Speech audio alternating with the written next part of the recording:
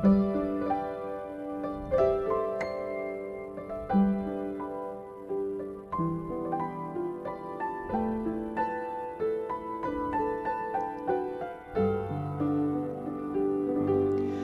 boa noite, meu irmão, minha irmã, seja muito bem-vindo a mais uma aula de Escola Dominical da Igreja Presbiteriana de Niterói. Eu quero convidar você para, nesse primeiro momento, juntos, colocarmos o nosso coração diante de Deus em devoção, louvando, adorando, glorificando aquele que é digno de toda honra, glória e louvor. Quero cantar junto com você uma canção que pertence a um outro inário, ao inário para o culto cristão, inário dos nossos irmãos batistas, mas uma canção que, sem sombra de dúvida, reflete a verdade das Escrituras. Romanos capítulo 10, verso 9 e verso 10 assim afirmam: se com tua boca confessares a Jesus como Senhor e em teu coração creres que Deus o ressuscitou dentre os mortos, serás salvo, pois é com o coração que se crê para a justiça e com a boca se faz confissão para a salvação. Convido você então a fazer essa confissão do senhorio de Cristo de forma cantada junto comigo.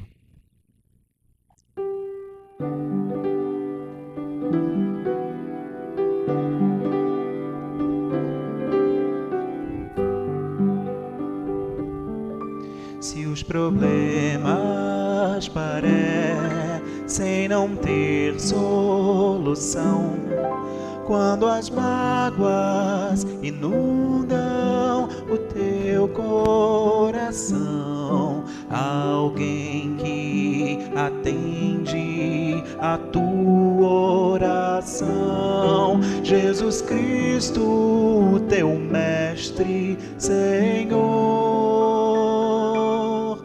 Ele é o dono da chuva, do sol e do ar, é o Senhor da alegria, da dor, do chorar.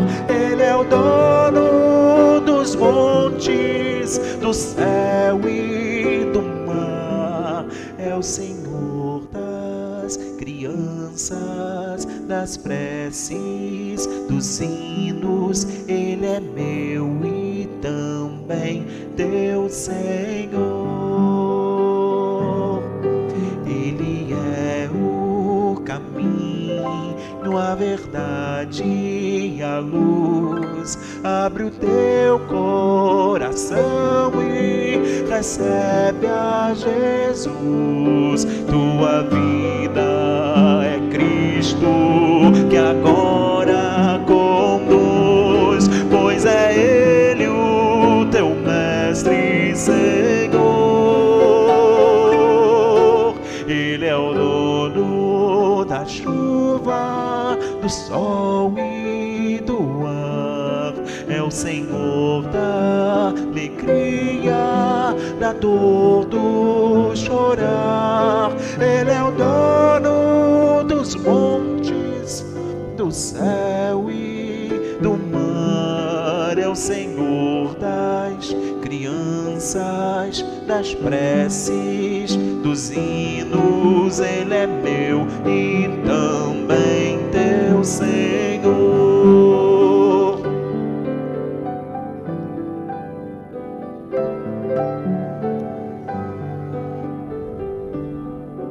Como é bom caminhar nesta luz, nessa paz.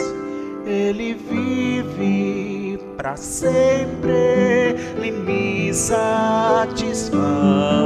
Eu sou dele, a vida que Ele me traz é segura, pois Ele é o Senhor. Ele é o dono da chuva, do sol e do ar, é o Senhor da alegria, da dor, do chorar. Ele é o dono dos montes, do céu e do mar, é o Senhor das crianças, das preces, dos hinos. Ele é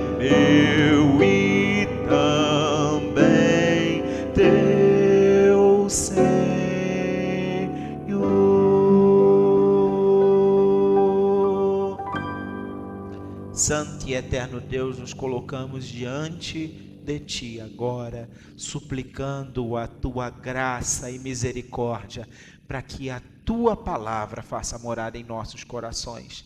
Pertencemos ao Senhor, a Tua vontade se cumpre em nós, e em Ti queremos desfrutar de todas as bênçãos que o Senhor tem reservado para nós.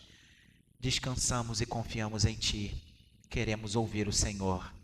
Por favor, em nome de Jesus e no poder de Teu Santo Espírito. Amém.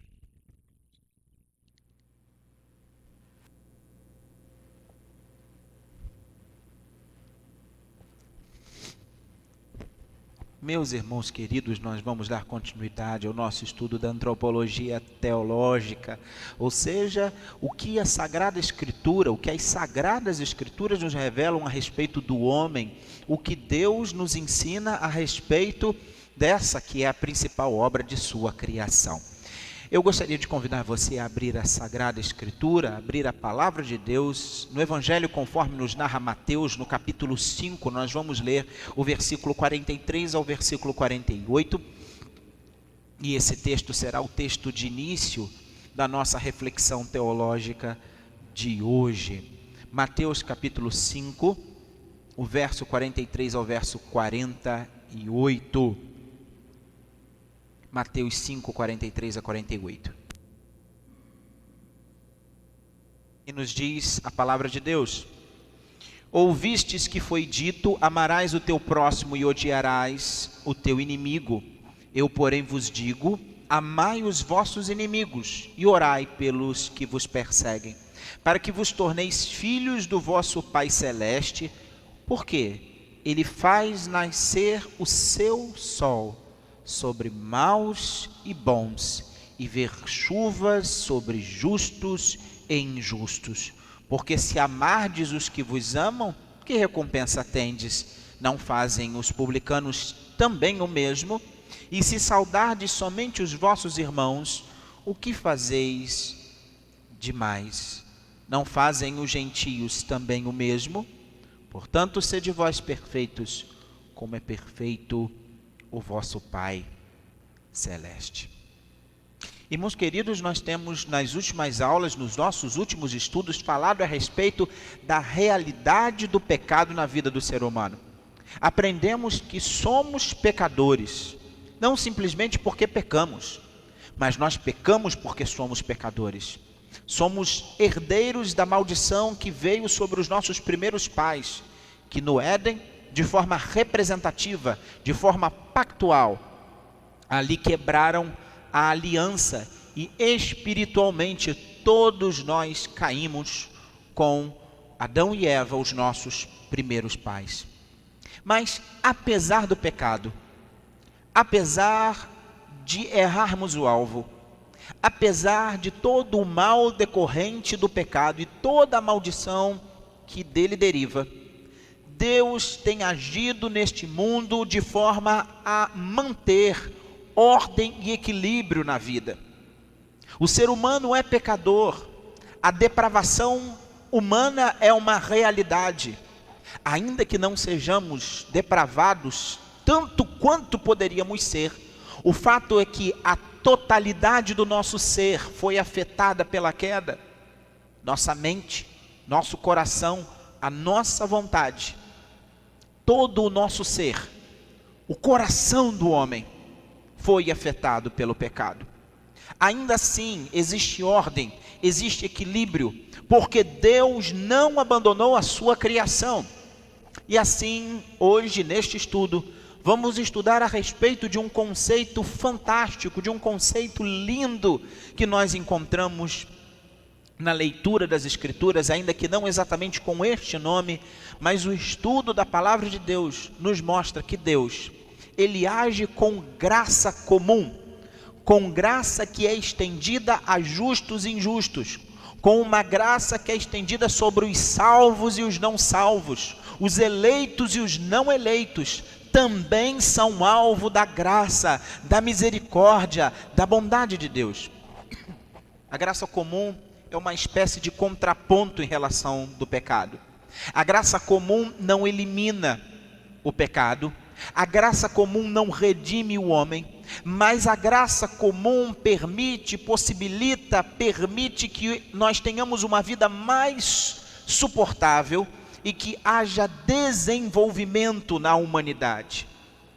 A razoabilidade da vida nesse tempo, nesse lugar em que vivemos, o planeta Terra, não é fruto da bondade e da inteligência do ser humano, mas é a graça de Deus, a misericórdia do amor de Deus, a bondade extrema de Deus, o ser puro, santo, justo de Deus, que não permite que a sua criação pereça por causa da maldade humana.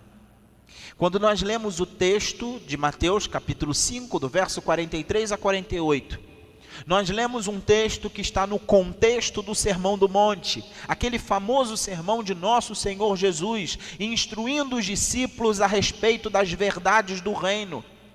Nesse sermão, Jesus explica o valor da lei, o lugar dos mandamentos de Deus, os juízos e os estatutos do Senhor que não passaram, que precisam ser considerados, mas Ele nos orienta, através do Sermão do Monte, que as atitudes externas são consequência de sentimentos interiores. Ele vem nos mostrar que muito mais que declarar fidelidade e obediência ao Senhor, apenas com a boca, precisamos confessar com a vida que Ele é o Senhor. E é por isso que precisamos entender que o pecado, ele reside no interior do homem e não apenas no exterior. Jesus, ele orienta os seus discípulos a amarem os seus inimigos, e isso está muito acima do valor do antigo adágio olho por olho, dente por dente. É evidente que Jesus não está abolindo as leis civis, ele não está desconsiderando as leis criminais, ele está apenas destacando que cristãos, pessoalmente, precisam ter uma atitude diferente. Jesus, ele coloca como exemplo maior dessa bondade o próprio Deus. Deus distribui benefícios mesmo para os desobedientes. O nosso Deus, ainda que indiretamente, ele tem uma graça que opera na vida dos perdidos. E essa graça, na teologia sistemática reformada, nós chamamos de graça comum. É por meio dessa graça que Deus concede benefícios para a humanidade, mesmo para aqueles que não são e não serão salvos. Jesus ensinou que Deus mostra favor até ao perverso. Novamente, Mateus 5, 44 e 45, nós lemos: Eu, porém, vos digo, amai os vossos inimigos e orai pelos que vos perseguem, para que vos torneis filhos do vosso Pai Celeste, porque Ele faz nascer o seu sol sobre maus e bons, e vir chuvas sobre justos e injustos.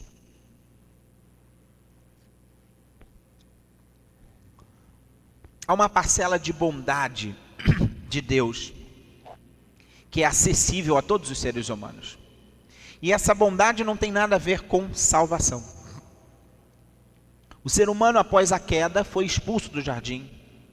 E a partir de então, ele seguiu a sua vida, construiu sua existência, e isso de uma forma geral, longe de Deus, com poucas exceções que atenderam à busca ativa de Deus. Porque desde o Gênesis nós vemos o homem se afastando de Deus e Deus vindo em direção ao ser humano para buscá-lo. Ainda que o homem não tenha capacidade de por si mesmo ir até Deus, Deus, desde o Gênesis, sempre veio em direção ao ser humano. E é justamente por causa disso que a realidade do pecado não é tão ruim quanto poderia ser. Ainda que a situação do ser humano seja de total depravação, de total degeneração, ou seja, que tenhamos sido afetados pelo pecado integralmente, e que o mundo, por causa disso, como consequência do pecado humano, esteja submisso à malignidade, e o próprio ser humano tenha sido escravizado pelo pecado, Deus, Ele, de forma graciosa, não permite que as coisas sejam tão ruins quanto poderiam ser. Por causa da queda, todo ser humano é fundamentalmente egocêntrico, sem amor, odeia Deus, odeia os outros, devasta a natureza. Mas, quando nós olhamos uns para os outros, nós percebemos que, ainda que seja verdade, que a queda nos tenha feito essencialmente egocêntricos e sem amor, e odiadores de Deus, há bondade no mundo. Nós olhamos para pessoas que são nossos amigos, familiares, colegas de trabalho, vizinhos, e vemos muitas pessoas que são dignas, pessoas que são responsáveis, pessoas que são capazes. Não é todo mundo que é assassino, nem todos são traficantes, ladrões, roubadores ou estupradores. Muitas pessoas, embora não sejam cristãs, som está um pouquinho, está fazendo eco. Dá um jeitinho porque está fazendo eco, está saindo um sonzinho aqui de microfonia.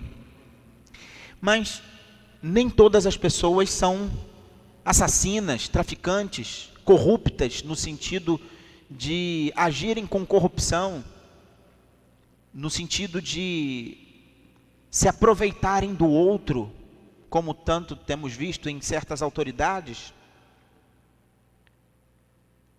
Pelo contrário, a vida prática nos faz perceber que muitos de nós mostram compaixão, amor, bondade, gentileza. Como é que a gente explica isso? Há uma certa medida de bondade nas pessoas.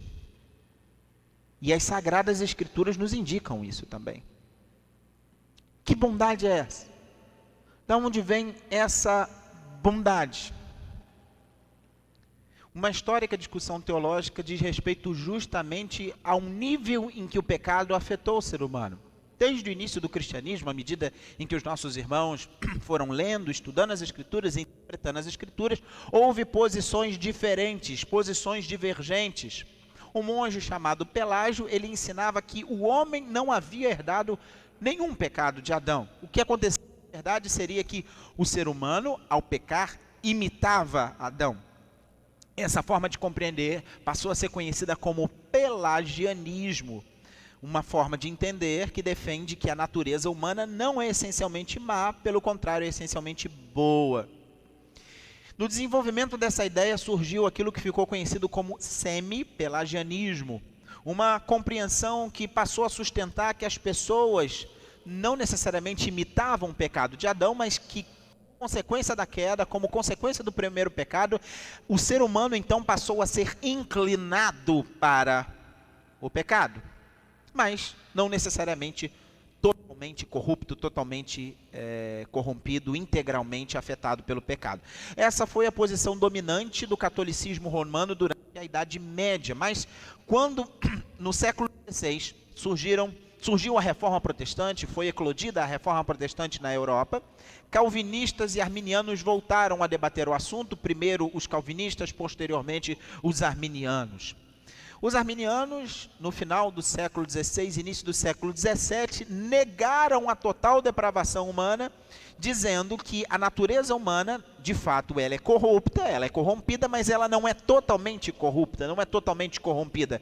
Enquanto os reformados, os de tradição calvinista, a doutrina que é, inclusive, sustentada pela Igreja Presbiteriana do Brasil, os calvinistas afirmaram que o ser humano foi totalmente afetado pelo pecado. Mente, emoções, vontade. Essa linha também não é nova. Não foi Calvino que trouxe essa ideia, mas ela nos remete também a um dos pais da igreja, do final da Idade Antiga, início da Idade Média, chamado Agostinho, né? Geralmente conhecido como Santo Agostinho. A doutrina agostiniana, seguida pelos calvinistas, é que o ser humano foi totalmente afetado pelo pecado. Mas, durante a Reforma Protestante, no desenvolvimento teológico da reflexão, Calvino ele divergiu um pouco de Agostinho, especialmente naquilo que no significado, na interpretação das chamadas boas obras que os decaídos, que os seres humanos afetados pelo pecado, produzem. Agostinho entendia que mesmo as boas ações das pessoas não regeneradas eram atitudes pecaminosas, porque as boas obras feitas pelas pessoas são boas obras feitas não para a glória de Deus, mas para o mérito pessoal. João Calvino ele via as coisas de uma forma um pouco diferente. Ele percebeu à luz das Escrituras que sim, o ser humano ele é totalmente decaído. Mas Deus é tão bondoso, é tão amoroso, é tão gracioso, que Ele opera também nas pessoas não regeneradas. E mesmo aqueles que não nasceram de novo, mesmo aqueles que não creem que Jesus Cristo é o Senhor de suas vidas, eles agem de forma bondosa. Deus permite, Deus encaminha pessoas para que façam coisas boas. Calvino entendia que a graça especial, uma graça específica, portanto especial, uma graça que reflete a doutrina da eleição, a graça especial é a única responsável pela salvação. Deus, Ele salva pessoas, Ele elege pessoas, e de forma muito graciosa, Ele toca no coração daqueles que ouvem a palavra, e assim, pelo toque do Espírito Santo, essas pessoas são trazidas de volta à vida, são regeneradas espiritualmente, e assim elas creem que Jesus é o único e suficiente Salvador de suas vidas. Mas não só Deus atua nessa graça especial, mas Deus também atua de forma pura e simples para tornar a vida do ser humano mais suportável. Graça comum, diferente da graça especial, que é a graça para a salvação. A graça comum é a bondade de Deus sobre todas as pessoas, mesmo as não crentes. Porque mesmo os não crentes são criaturas de Deus, mesmo os não crentes são alvo do cuidado divino, mesmo aqueles que não confessam Jesus como seu Senhor e Salvador, eles foram feitos à imagem e semelhança de Deus. E assim nós podemos definir graça comum como a bondade de Deus, pela qual esse Deus, por meio do seu Santo Espírito, concede benefícios como Ele deseja, como Ele quer, como lhe apraz a todos os seres humanos, sem levar em conta se eles são convertidos ou se eles não são convertidos. E Ele age dessa forma graciosa, mesmo sem mudar o seu coração. A graça comum tem a ver com a preservação da vida nesse mundo, enquanto a graça especial é aquela graça que não somente transforma a nossa vida nesse mundo, como também determina de forma maravilhosa e abençoada a nossa vida do futuro.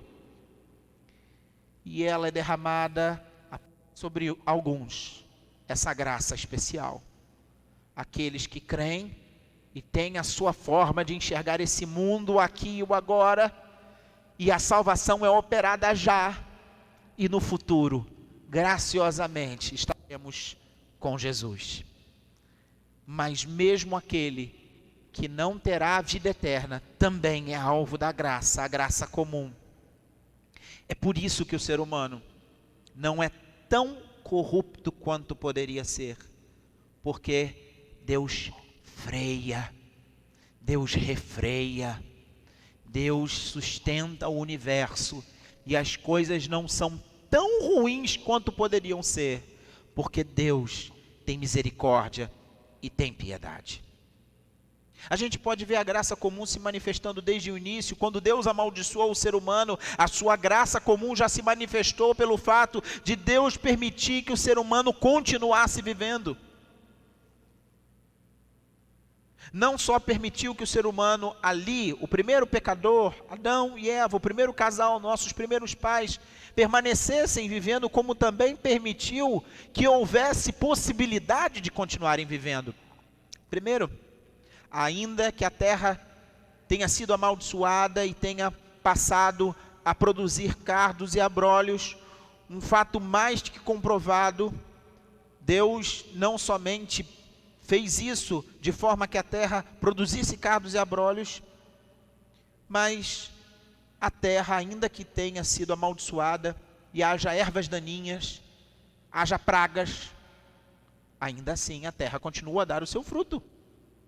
Ainda assim o alimento necessário para a sobrevivência humana continua a ser produzido. Ainda que Deus tenha dito à mulher que ela daria dores terríveis na concepção, ainda assim o ser humano continua se reproduzindo e a vida continua se perpetuando. A graça comum se manifestou ainda na sequência, quando o ser humano passou a desenvolver os recursos naturais do mundo.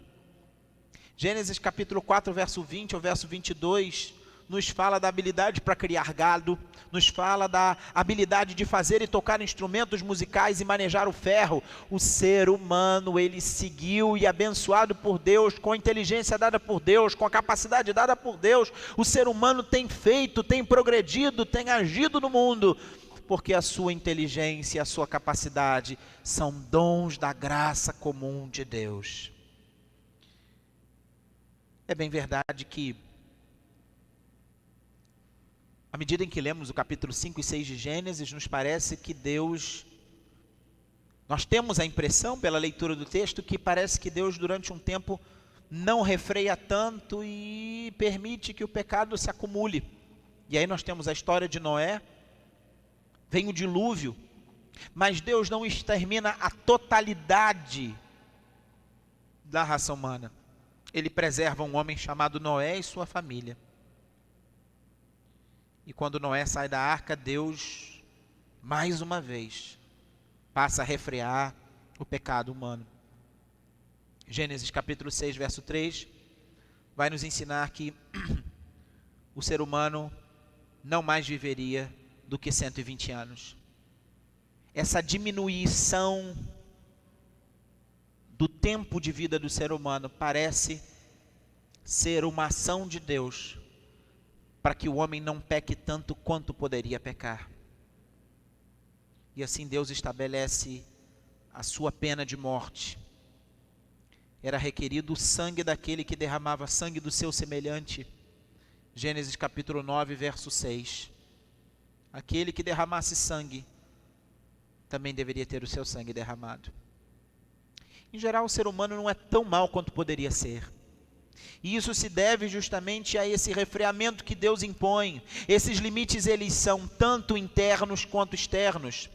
Se você abrir a sua Bíblia na Epístola de Paulo aos Romanos, no capítulo 2, no verso 14 e no verso 15, você encontra parte dessa verdade. Romanos capítulo 2, verso 14 e verso 15. Quando, pois, os gentios que não têm lei procedem por natureza de conformidade com a lei, não tendo lei, servem eles de lei para si mesmos. Estes mostram a norma da lei gravada no seu coração, testemunhando-lhes também a consciência e os seus pensamentos mutuamente, acusando-se ou defendendo-se. O ser humano sabe que infringe essa lei, e por mais que lute contra ela, ele não consegue escapar. É o testemunho interno de que tem alguma coisa que está errada. Ao mesmo tempo, externamente, temos a autoridade civil e também a opinião pública. As Escrituras vão nos dizer que não há autoridade que não proceda de Deus. E as autoridades que existem foram instituídas por Deus com o objetivo de refrear o pecado, de impedir que o homem mau, que o injusto, que o impuro, que aquele que é malvado, que é malfeitor, fique impune. Isso está em Romanos capítulo 13. Deus concedeu poderes às autoridades civis para que a justiça seja feita, a fim de tornar a vida do ser humano mais suportável. E é por isso que Paulo vai declarar em Romanos capítulo 13, verso 4, a autoridade é ministro de Deus, ou seja, é servo de Deus para o teu bem. Se você fizer, entretanto, se fizeres o mal, teme, porque não é sem motivo que ela traz a espada, pois é ministro de Deus, vingador, para castigar o que pratica o mal. Por outro lado, a opinião pública também contribui para o refreamento pelo pecado no mundo. Na maioria das pessoas, se a pessoa é cristã ou não, não importa. Existe um consenso geral sobre o que é certo e sobre o que é errado. Uma pessoa não precisa ser cristã para saber que matar, roubar, mentir, adulterar não são coisas boas, são coisas erradas. Essa opinião pública ajuda a restringir o pecado e ela precisa também ser percebida como uma atuação misericordiosa de Deus que age com graça comum na vida de crentes e descrentes. É bem verdade que esse tipo de manifestação da graça parece cada vez menos atuante no mundo. Parece que, à luz das Escrituras, a atuação da graça comum irá regredir. Bem, a graça comum ela pode ser vista também naquilo que nós chamamos de cultura. Deus possibilitou ao homem desenvolver seus talentos naturais a fim de que por meio da medicina, da tecnologia, das artes, a vida humana fosse menos penosa. Quando o ser humano ele age em conformidade com o chamado mandato cultural, a ordem de cultivar e guardar o jardim, quando ele desenvolve a sua inteligência, as suas emoções, e ele realiza coisas boas, ele está agindo debaixo dessa graça comum. O ser humano foi criado à imagem e semelhança de Deus. Essas coisas elas não salvam ninguém. Elas não têm caráter redentivo, mas trazem benefícios para o ser humano, porque Deus é bom. Albert Einstein, Leonardo da Vinci e tantos outros nomes na história, independente da vida que viveram, eles contribuíram para o progresso da humanidade. E isso é graça comum. É bênção de Deus.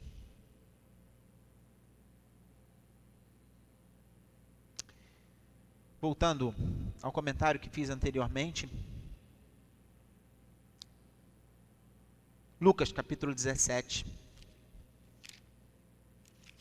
Evangelho de Lucas capítulo 17, versículo 26 e 27 dizem o seguinte: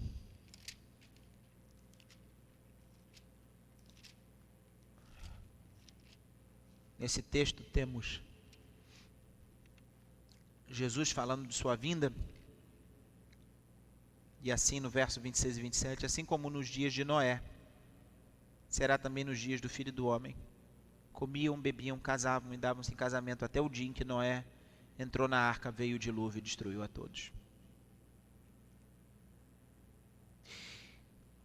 Parece-nos que a graça comum aos poucos,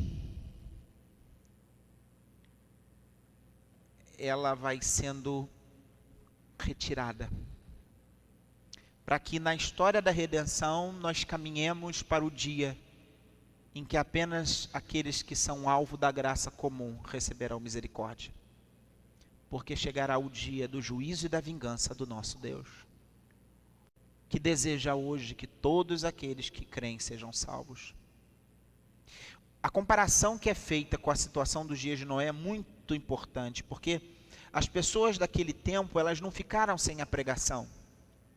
A segunda epístola de Pedro, no capítulo 2, no verso 5, vai nos dizer que o próprio Noé foi testemunha de que Deus é um Deus que busca o perdido, mas o problema é que as pessoas não creem nesse testemunho, e assim as pessoas que não creem são abandonadas por Deus para viverem o máximo de pecado. É interessante aqui perceber a questão dos casamentos. A descendência de Sete chamados de filhos de Deus, Gênesis capítulo 6, passa a se misturar com a descendência de Caim, chamadas de filhas dos homens. Aquelas pessoas estavam mais interessadas na satisfação dos seus desejos, dos seus prazeres. Elas não levavam em consideração a verdade de Deus, a bondade de Deus, a misericórdia de Deus, não queriam Deus. E assim Deus entrega eles ao seu próprio pecado. À luz da história de Noé, que nos remete a Cristo Jesus, da mesma forma que a arca salvou aqueles eleitos, os escolhidos, a família de Noé, Jesus é a arca que salva todos aqueles que creem. Os dias que antecedem a vinda de Jesus, a segunda vinda de Jesus, à luz do que lemos nas Escrituras, nos parece que serão dias em que a maldade se multiplicará. E o homem vai ser cada vez mais mal. Tão mal quanto conseguir ser.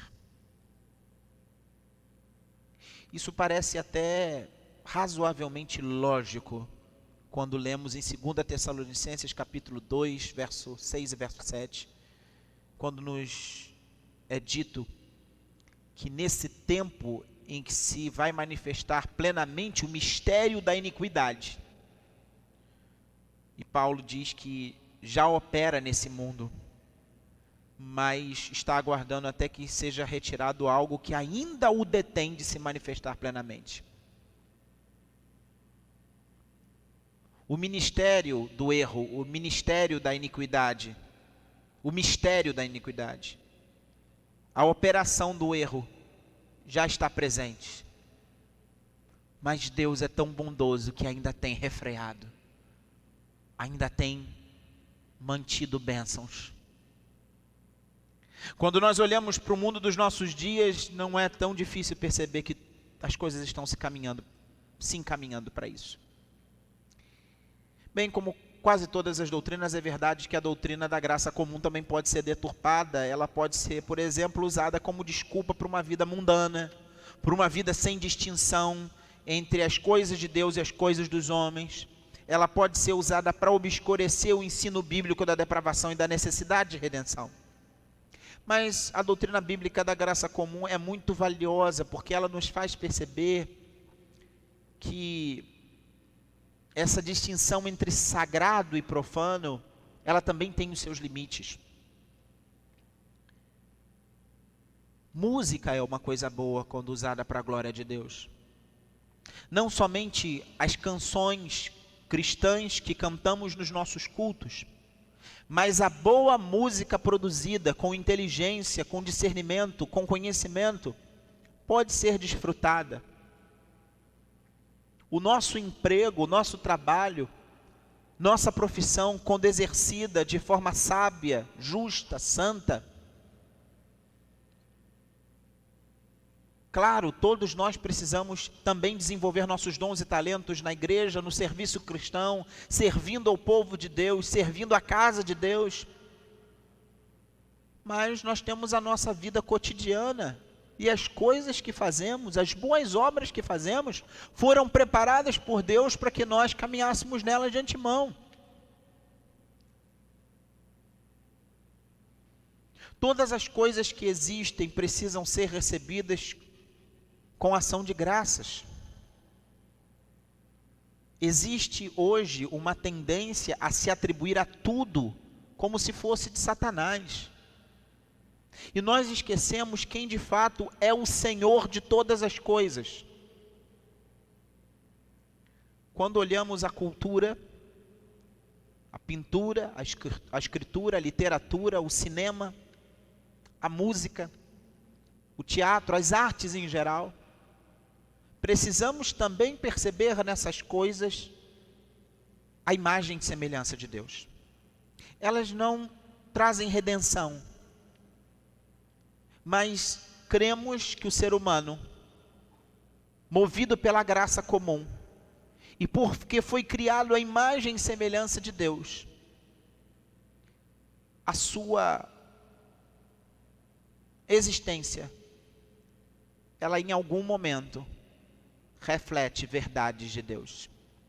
Porque se existe verdade em uma poesia, se existe verdade em uma encenação, essa verdade só pode pertencer a Deus. É claro que precisamos ter muito cuidado, discernimento, sabedoria, para com relação às músicas que ouvimos, aos alimentos que comemos, às roupas que vestimos, aos filmes e peças que assistimos, tudo aquilo que desfrutamos. Mas também precisamos entender que o que é bom e belo pertence a Deus. Mas sem usar dessa doutrina de forma deturpada, como uma desculpa para viver uma vida mundana, sem distinguir entre as coisas de Deus e as coisas dos homens, e tampouco para afirmar que todos sem distinção serão salvos, porque não é o ensino bíblico. A doutrina da graça comum é muito valiosa, tem implicações saudáveis para nós cristãos, porque ao mesmo tempo em que ela acentua o poder destrutivo do pecado, ela nos encaminha para Deus e a sua graça especial, ela nos encaminha para o único que é capaz de salvar. Não existe um terreno neutro entre Deus e o mal. A ciência, as artes e a tecnologia, elas não estão numa faixa neutra, como se pudessem ser buscadas sem a preocupação com distinção cristã. Mas por outro lado, a graça comum vai demonstrar que os dons que nós vemos nos irregenerados, naqueles que não são salvos, também são dons de Deus. Eles até podem estar sendo usados para servir Satanás em algum momento, mas dons vindos de Deus, quando Deus quer, são usados para o bem de todos, inclusive dos crentes. A gente não precisa rejeitar tudo o que os incrédulos produzem. Tem muita coisa boa no campo da cultura que é produzida por incrédulos e que beneficia a nossa vida. Mesmo que a gente não compartilhe das suas convicções, nós podemos louvar a Deus por ter concedido esses dons a eles, mesmo que essas pessoas não façam coisas para glorificar a Deus. Ao mesmo tempo, essa doutrina explica para a gente como é que é possível que exista uma civilização e uma cultura apesar da condição decaída do homem. A terra, ela não é um verdadeiro inferno, porque a graça comum restringe a corrupção humana, torna a vida e a sociedade e a cultura possíveis. E isso deve nos levar a lutar por um mundo melhor. Embora nós saibamos que um dia esse mundo vai deixar de existir como ele existe hoje, e nós devemos ansiar pela nossa pátria celestial que está reservada àqueles que creem, ainda assim nós temos muito que contribuir para o bem do próximo. E é por isso que nós precisamos e devemos nos interessar por economia, por cultura, por política, por ecologia, e não devemos fazer isso com um sentimento crédulo de que esse mundo vai chegar um dia a ser totalmente cristão, mas nós precisamos entender que Deus nos chama a viver a nossa vocação cristã com toda a qualidade, com todo o entendimento.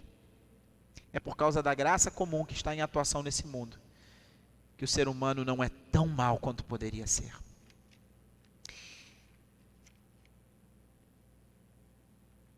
A poluição industrial nas cidades, por exemplo, faz com que sobre as cidades fique uma camada de detritos e partículas.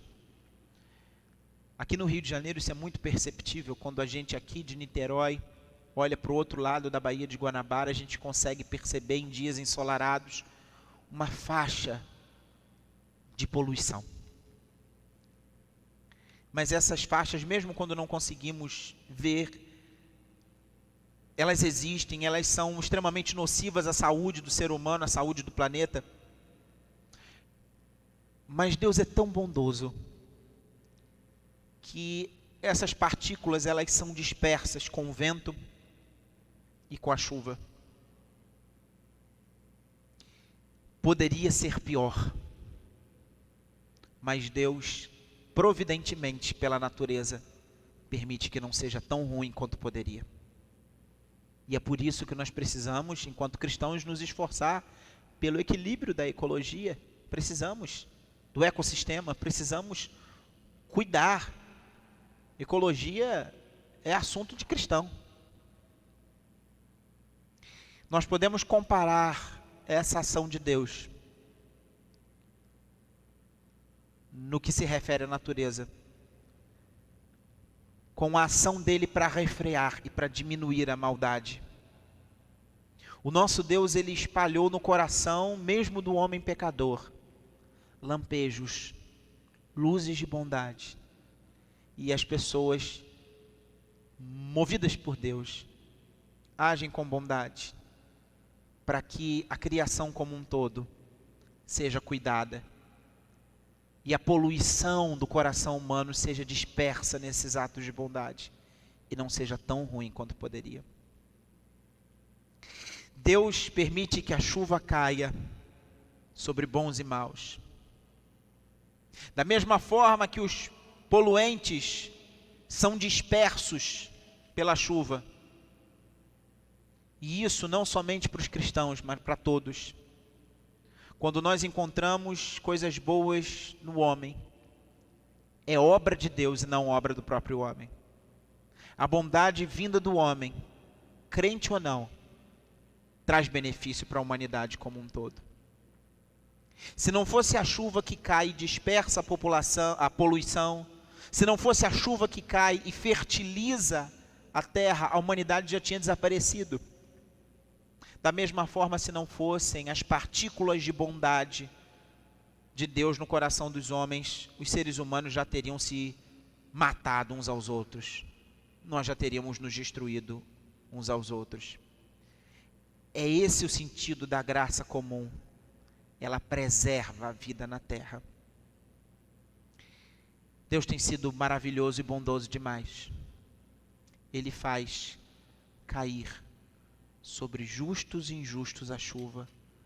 O seu sol nasce sobre justos e injustos. Que Deus maravilhoso. Que Deus bondoso. E se você, querido, ainda não entendeu, se você ainda não foi alcançado por essa graça especial, só tem desfrutado dessa graça comum, à luz do que nos ensina as Escrituras, eu te chamo hoje, eu te convido hoje a ouvir o que a palavra fala ao seu coração e no poder do Espírito Santo receber esse Jesus como o único e suficiente Salvador da sua vida. Vamos orar? Espírito Santo de Deus, obrigado. Obrigado porque tua graça é maravilhosa. Como é bom saber que temos sido alcançados por chuvas de bênçãos. Nós temos sido abençoados como filhos teus, como servos teus, mas, Senhor, nós temos sido abençoados até pela mão do ímpio, até o injusto. Todos os atos de bondade que existem nesse mundo são atos de bondade da tua mão, do teu poder, da tua graça. Obrigado, Senhor, e nos ajuda. Nós que cremos, que confessamos Jesus, nós precisamos ser pioneiros, os primeiros, os principais nesses atos de bondade, em nome de Jesus. Limpa-nos, purifica-nos, tira-nos todo o pecado, toda arrogância e vaidade, e nos faz servos do Senhor, servindo aos nossos irmãos, servindo ao nosso próximo, compartilhando o que temos, seja os nossos recursos físicos, financeiros, emocionais, os nossos recursos intelectuais, que sejamos bênção na vida de todos aqueles que passarem por nós, para a glória do teu nome, em nome de Jesus. Amém.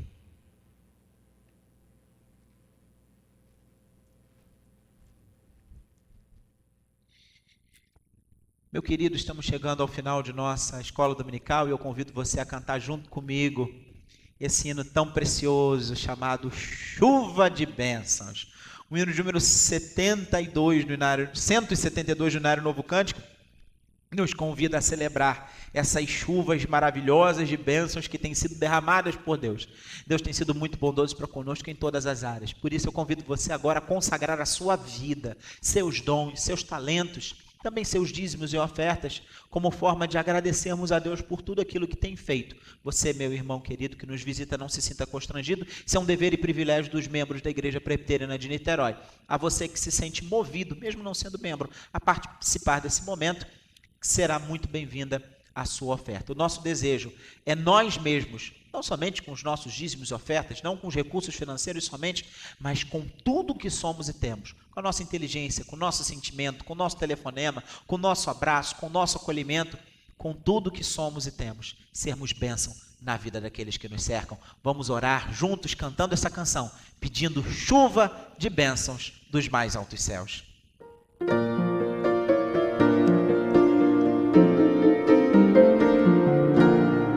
Chuvas de bênçãos teremos pelas promessas de Deus, os benditos trazendo chuvas de bênçãos dos céus, chuvas de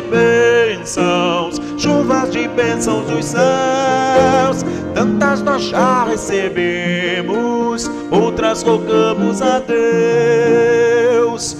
Chuvas de bênçãos teremos, que do Senhor nos virão os pecadores indignos, graças dos céus obterão. Chuvas de bênçãos dos céus, tantas nós já recebemos, outras rogamos a Deus. Chuvas de bênçãos teremos, manda-nos, pois, ó Senhor, dá-nos o gozo dos frutos dos teus ensinos de amor. Chuvas de bênçãos dos céus, tantas nós já recebemos, outras rogamos a Deus.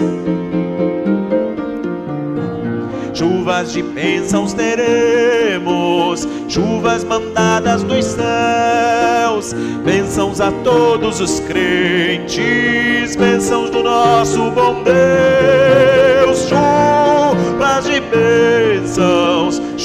de bênçãos dos céus, tantas nós já recebemos, outras rogamos a Deus.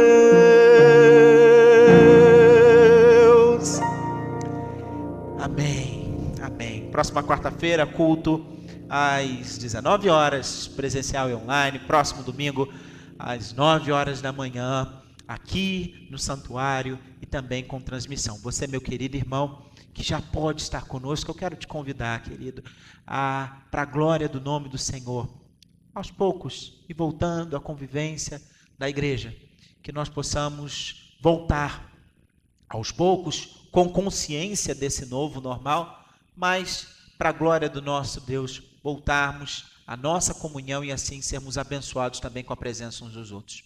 Recebei a bênção, queridos.